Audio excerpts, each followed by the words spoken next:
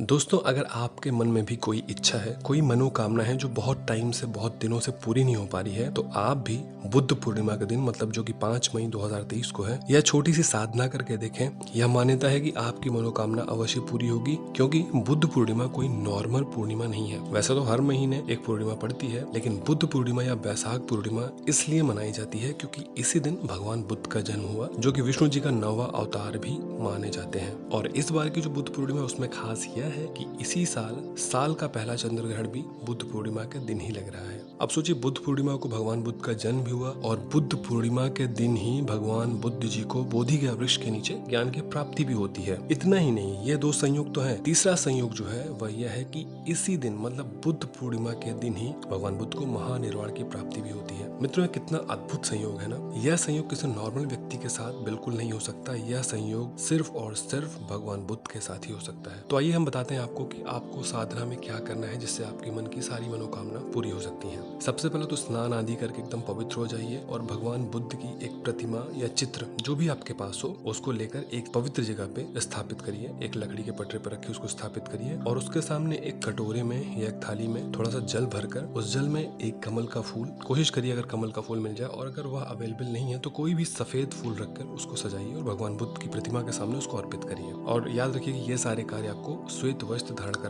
ही करने हैं। उसके बाद चंपा, चमेली या मोगरा, जो भी व्हाइट कलर के फ्लावर्स होते हैं, उसकी जो फ्रेग्रेंस होती है, मतलब इन तीनों फूलों में किसी भी एक फूल का इत्र लीजिए, उस इत्र को थोड़ा सा छिड़किए। इत्र नहीं हो तो अगरबत्ती भी जलाकर रख सकते हैं, उसमें कोई दिक्कत नहीं है। उसके बाद जो है, आप भगवान बुद्ध की प्रतिमा के सामने ध्यान मुद्रा में बैठिए और 108 बार ओम नमो बुद्धाय मंत्र का जाप करिए। ठीक है, यह जाप जैसे ही आपका पूरा होगा, उसके बाद अपनी आंखों को बंद करिए और अपने मन ही मन में जो भी आपकी मनोकामना है उसको दोहराइए। जैसे आप किसी से बोल रहे हैं कि ये मेरी मनोकामना पूरी कर दें। अब चूंकि आप भगवान बुद्ध की प्रतिमा के सामने बैठे हैं, तो आपको एकदम ये अज्यूम करना होगा, ये फील आपको करना है कि आप भगवान बुद्ध से ही यह विनती कर रहे हैं कि प्रभु, मेरी ये जो मनोकामना है इसको पूर्ण करिए, इसको पूर्ण करने में मेरी मदद करिए। आपको मन ही मन ये फील करना है। और जब आपको ये फील हो जाए कि हाँ, आप भगवान बुद्ध के सामने, साक्षात भगवान बुद्ध के सामने बैठ के ये फील कर रहे हैं, अपनी मनोकामना उनसे बोल रहे हैं, उसके बाद आप वहां से उठिए और चूंकि बुद्ध पूर्णिमा होती है तो चांद पूरा दिखता है, तो आप चांद को देखिए 5 से 10 मिनट और उसमें ध्यान लगाइए। उसमें आपको ध्यान ये लगाना है कि भगवान बुद्ध की एक जो ध्यान मग्न मुद्रा होती है वो आपको दिखने लगे।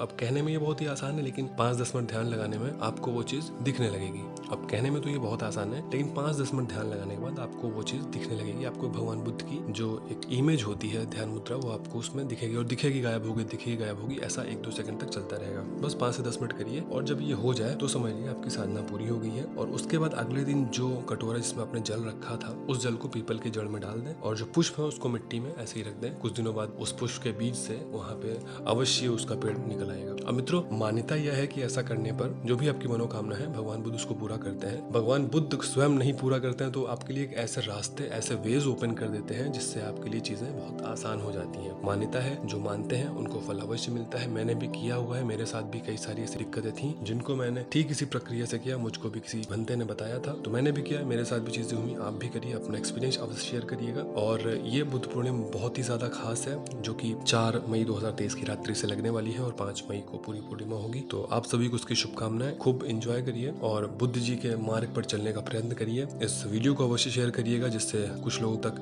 ये बात अवश्य पहुंचे। ओम नमो बुद्धाय।